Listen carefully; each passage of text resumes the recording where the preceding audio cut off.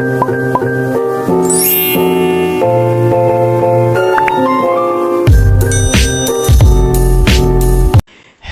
yang ke-35 dari Al-Hikamil Ata'iyah. Berkata Imam Ahmad bin Ata'illah As-Sakandari rahimahullah, aslu kulli ma'siyatin wa ghaflatin wa syahwatin ar-ridha 'anin nafsi, wa aslu kulli ta'atin wa yaqzatin wa iffatin 'adamur ridha minka 'anha. Wala an tashhaba jahilan la yarda an nafsihi khairun laka min an tashhaba aliman yarda an nafsihi. Fa ayyu ilmin li alimin yarda an nafsihi wa ayyu jahlin li jahilin la yarda an nafsihi. Yang artinya bermula asal sumber tiap-tiap maksiat,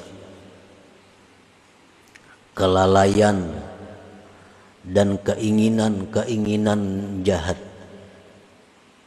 sumbernya adalah ridha daripada diri, senang daripada diri.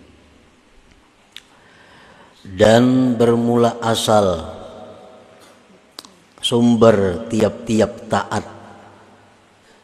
dan bangun, jaga serta iffah, ketiadaan ridha engkau daripada diri. Dan sungguh bahwa kamu berteman orang yang jahil, yang tidak ridha daripada dirinya, lebih baik bagi engkau daripada berteman orang yang alim, yang ridha daripada dirinya. Maka apa jua ilmu bagi orang alim itu yang dia ridha daripada dirinya, dan apa jua kejahilan bagi orang yang jahil yang dia tidak ridha daripada dirinya. Nah, itulah hikmah yang ke-35 dari Al-Hikam Al-Ata'iyah ini. Para muhibbin rahimakumullah, maksudnya daripada hikmah yang ke-35 itu adalah istihsanun nafsi wa tazkiyatuha wa i'jabuha aslu kulli ma'siyah wa aslu jami'i sifatil mazmumat. Bermula menganggap baik diri, menganggap baik diri, menganggap bersih diri, dan takjub dengan diri, itu merupakan sumber segala maksiat dan sumber sekalian sifat-sifat yang tercela. Kita merasa diri kita ini sudah baik, kita merasa diri kita ini sudah bersih. Nah, apabila kita merasa demikian itu, maka perasaan itu adalah merupakan sumber kemaksiatan dan sumber segala sifat-sifat yang tercela.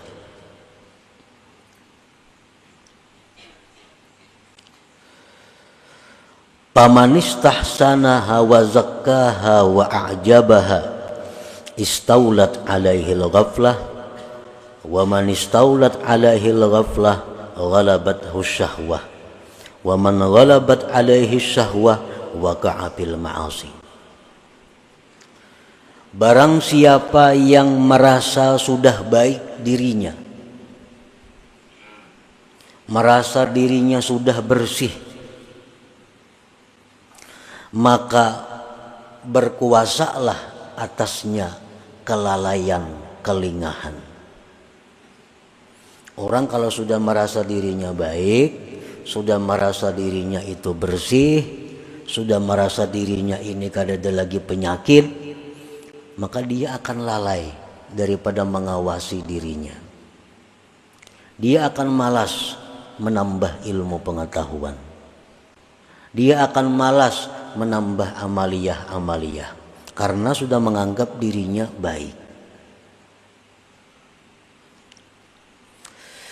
Orang yang merasakan dirinya sudah baik, orang yang merasa dirinya sudah bersih, dia akan lalai. Dan orang yang lalai itu dikalahkan oleh syahwat, oleh keinginan-keinginan yang negatif, yang tidak baik. Dan barang siapa yang dikalahkan oleh syahwatnya, oleh keinginan-keinginan jahatnya, maka dia pasti akan terjatuh di dalam kemaksiatan. Nah, para muhibbin rahimakumullah, Allah Subhanahu wa taala berfirman, "Fala tuzakku anfusakum huwa a'lam bimanittaqa." Dengan tegas Allah berfirman, jangan kamu menganggap bersih diri kamu. Jangan merasa harat. Jangan merasa sudah pak alimnya, jangan merasa sudah pembanyaknya ibadah, jangan merasa tinggi ilmu. Allah yang tahu siapa-siapa orang yang takwa kepadanya itu. Nah, jadi memuji diri itu berarti adalah menganggap dirinya baik. Setiap orang yang memuji dirinya maka berarti dia menganggap dirinya baik. Bila menganggap dirinya itu baik, maka orang ini pasti akan jatuh dalam kemaksiatan. Rasulullah sallallahu alaihi wasallam bersabda, "Salasun muhlikat." Ujar Nabi, ada 3 yang membinasakan. Salah satunya beliau menjawab, wa i'jabul mar'i binafsihi. Takjubnya seseorang dengan dirinya sendiri. Wa adamur ridha bin nafsi wa su'uz zanni biha wa tuhmatu biha aslu kulli ta'atin wa aslu jami'i sifatil mahmudat. Ketiadaan ridha dengan diri. Dia merasa dirinya nih kada baik. Dan buruk sangka dengan dirinya, buruk sangka dengan diri sendiri, dan tidak percaya dengan diri sendiri, itu merupakan sumber segala taat, dan sumber sifat-sifat yang terpuji. Kalau kita merasa kotor, kalau kita merasa banyak penyakit, kalau kita merasa diri ini hina, nah itu adalah sumber kebaikan, sumber segala sifat yang terpuji.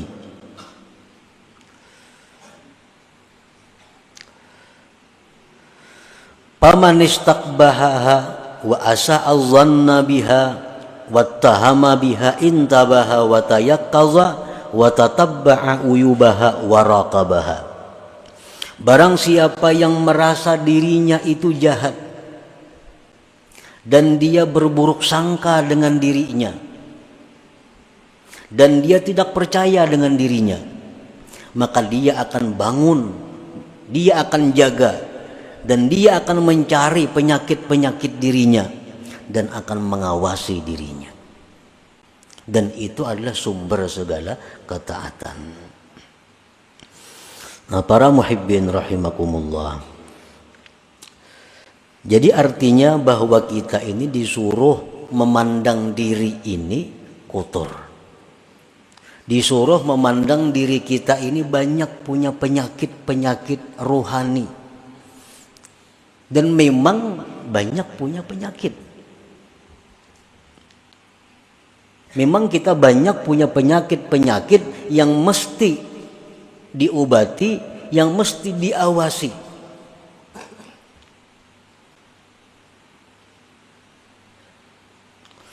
Imam Ghazali rahimahullah berkata, "Idza aradallahu bi'abdin khairan bassarahu bi'uyubi nafsihi." Apabila Allah menghendaki seorang hamba itu menjadi seseorang yang baik, Allah perlihatkan penyakit-penyakit dirinya.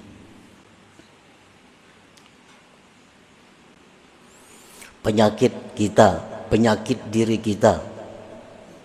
Pertama misalnya tulul amal.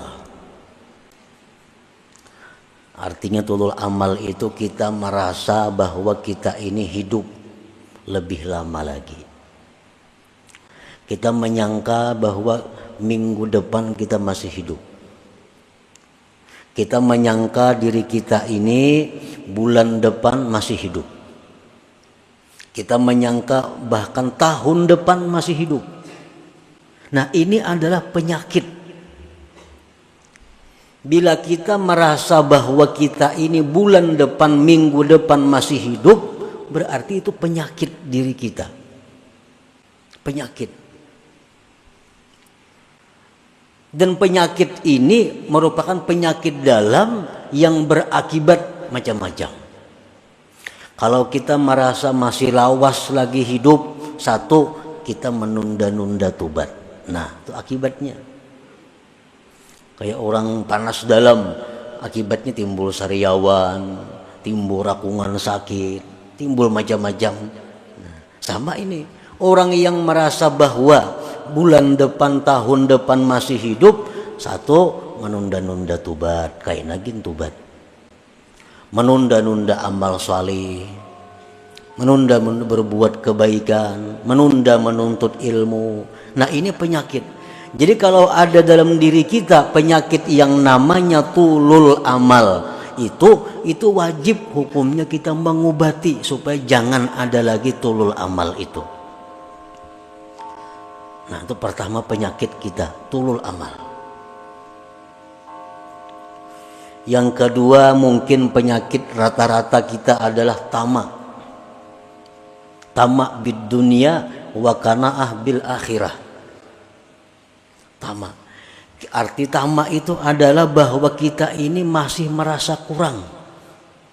Urusan-urusan harta duniawi merasa kurang. Apa yang sudah diberikan Allah selama ini kepada kita, kita merasa belum cukup. Dan selalu hendak menambah. Selalu hendak menambah. Nang bisa buah hendak dua, nang dua hendak tiga, tiga hendak empat. Nah, ini adalah uyubun nafsi, ini penyakit. Akibatnya apa orang yang ini? Orang yang punya penyakit tamak ini akibatnya banyak akibatnya. Satu, mau mengangkat embunuran. Batas tanah misalnya, di sini mau mengangkat. Nah, ini tamak. Kalau cukup lawan yang ada. Inya mengejar apa yang dicarinya walaupun dengan jalan yang haram untuk memenuhi targetnya. Nah, ini akibat penyakit yang ada pada diri kita, tamak. Otomatis orang tamak itu kikir karena takutan bakurang. Nah, kikir. Nah, dan itu ada pada diri kita. Jadi kalau kita menganggap bahwa diri kita ini baik, nah, menganggap diri kita ini sudah bersih, menganggap diri kita ini mulia, padahal ada penyakit-penyakit seperti itu di dalam diri kita.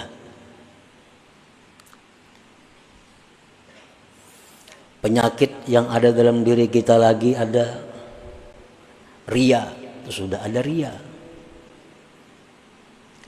Beramal, beribadah itu bukan karena Allah. Ada juga orang beramal, beribadah itu karena Allah, tapi minta dibalas di dunia.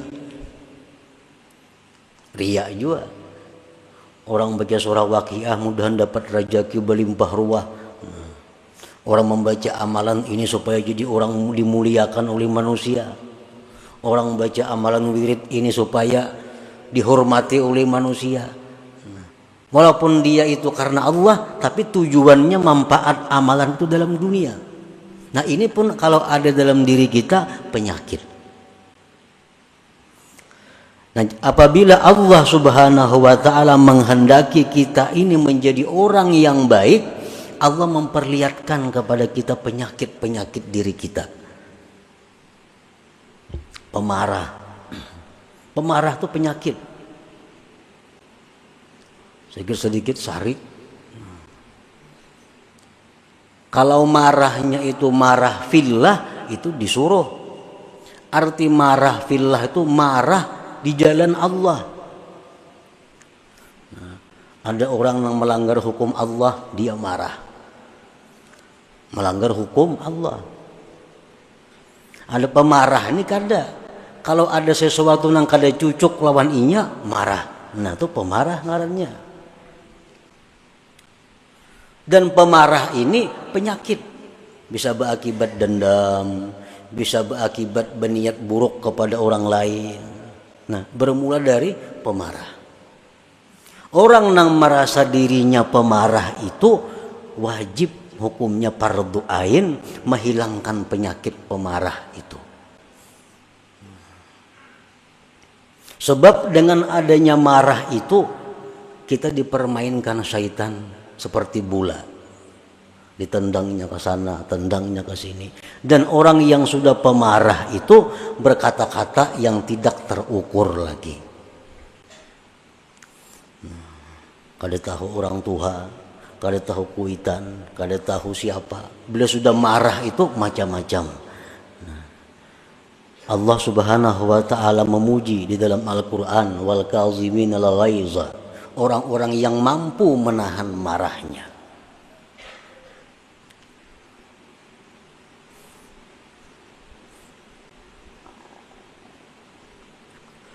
Nah, para muhibbin rahimakumullah, ada sombong dalam diri kita. Nah, semua itu penyakit.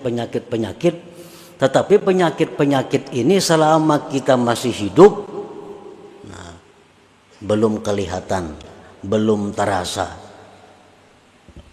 Begitu kita mati, maka penyakit ini akan menjadi serigala, menjadi kala, menjadi ular yang menggigit kita. Nah, penyakit itu.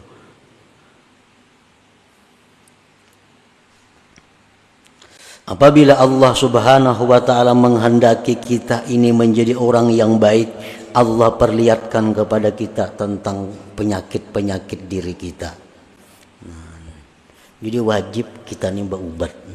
Kamana berubat lawan orang yang mengerti masalah itu.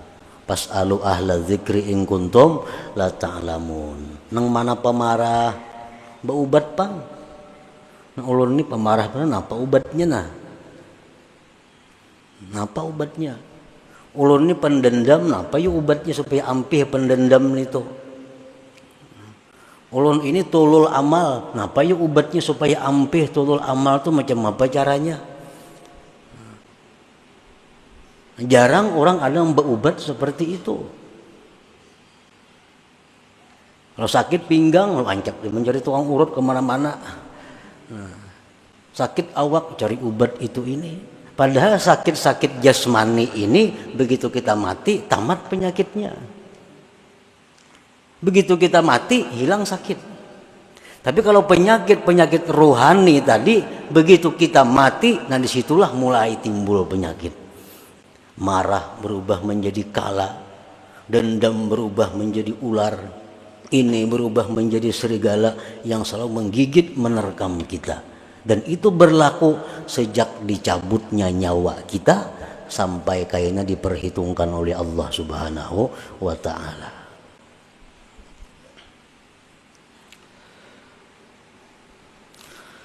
Para muhibbin rahimakumullah, qala Abu Habsin radhiyallahu anhu mundu arba'ina sanatan i'tikadi fi nafsi anna Allah yanzuru ilayya nadhara sukhti. Ujar Abu Hafs radhiyallahu anhu berkata, sejak 40 tahun aku ini berkeyakinan dalam diriku bahwa Allah itu marah kepadaku. Padahal ini orang wali, Abu Habsin radhiyallahu an. Ujar Sidin, sejak 40 tahun yang lalu aku tuh berkeyakinan dalam hatiku ini Allah tuh selalu marah kepadaku.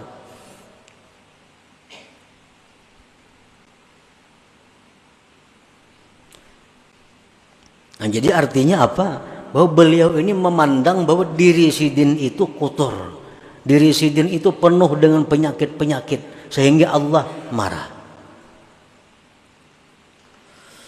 Qala Junaid al-Baghdadi radhiyallahu anhu, la taskun ila nafsik wa indamat ta'atu halaka fi ta'ati rabbik. Ujar Imam Junaid al-Baghdadi, kamu jangan merasa tentram dengan diri engkau sekalipun selamanya diri engkau itu taat bagi engkau untuk taat kepada Allah. Padahal diri kita ini selama ini hakun tarus taat kepada Allah, hakun tarus nuntut ilmu. Diri kita hakun tarus beramal, diri kita ini hakun tarus berbuat baik. Walaupun demikian, jangan kamu merasa tentram dengan diri itu, karena satu saat diri ini bisa berubah menjadi yang jahat. Berkata lagi sebagian ulama, wa man nadhara ilaiha bistihsani syai'in minha faqad ahlakaha. Barang siapa yang memandang kepada dirinya dengan menganggap baik sesuatu daripada dirinya, maka itu mencelakakannya. Nah, para muhibbin rahimakumullah. Jadi kita menuntut ilmu, kita membaca ilmu, mendengar ilmu, itu merupakan tanda dari sekian banyak tanda yang menunjukkan bahwa kita ini adalah orang yang tidak baik. Kita orang yang tidak baik. Jakanya kita merasa diri kita baik, kita kan sudah menuntut ilmu lagi. Nah, kita menuntut ilmu ini tandanya bahwa Allah masih menghendaki kita ini orang baik.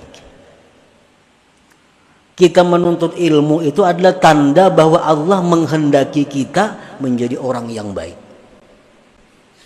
Nah, bila kita sudah malas menuntut ilmu, kita malas sudah mencari kesalahan diri, nah ini alamat bahwa Allah sudah meninggalkan kita. Allah sudah berpaling daripada kita, dan itu tanda kebinasaan kita. Nah, para muhibbin rahimakumullah. Fasuhbatu man lam yarda bi nafsihi walau kana jahila khairun laka wa anfa min suhbati man yarda bi nafsihi walau kana alima. Bersahabat bakawan lawan orang nang menganggap dirinya hina. Kita bersahabat lawan orang yang menganggap dirinya banyak penyakit. Kita bersahabat lawan orang yang merasa dirinya kotor. Walaupun dia jahil orangnya, lebih baik bersahabat dengan itu daripada kita bersahabat orang yang merasa dirinya selamat, merasa dirinya baik, merasa dirinya terpuji, walaupun dia adalah orang yang alim. Ini ada orang kada alim, tapi ini merasa dirinya tuh kotor, merasa dirinya itu kada baik, merasa diri itu jauh daripada rahmat Tuhan. Padahal orangnya kada berilmu kada. Nah, baik itu kita kawani, kita temani daripada orang yang merasa dirinya ini bersih, yang memuji-muji dirinya, berkisah keistimewaan dirinya, walaupun dia aliman, walaupun dia alim. Nah, itu maksudnya tadi, an tashaba jahilan la yarda an nafsi khairun laka min an tashaba aliman yarda an nafsi. Nah, para muhibbin rahimakumullah. Jadi kesimpulan yang ada di dalam hikmah ke-35 ini, hendaknya kita adalah mencari penyakit-penyakit rohani kita. Nah, kita cari diri kita ini apa kelemahannya. Mungkin ada tama, ada sombongnya, ada riyaknya, ada bakhilnya, ada dendamnya, ada. Nah, kita cari kesalahan diri kita. Nah, imbah itu hanya kita berusaha mengobatinya. Takunakan. Nah, ulun ini adakah ini penyakit? Nah, apa yang bagus amalannya? supaya penyakit itu hilang. Pemantang-pemantangnya apa? Karena setiap obat itu pasti 3 hal. Pertama ilmu, yang kedua keadaan, yang ketiga amal. Itu obat setiap penyakit. Ilmu, yang kedua keadaan, yang ketiga adalah amaliyah. Nah, jadi kalau kita selalu ria, apa ilmunya supaya jangan ria?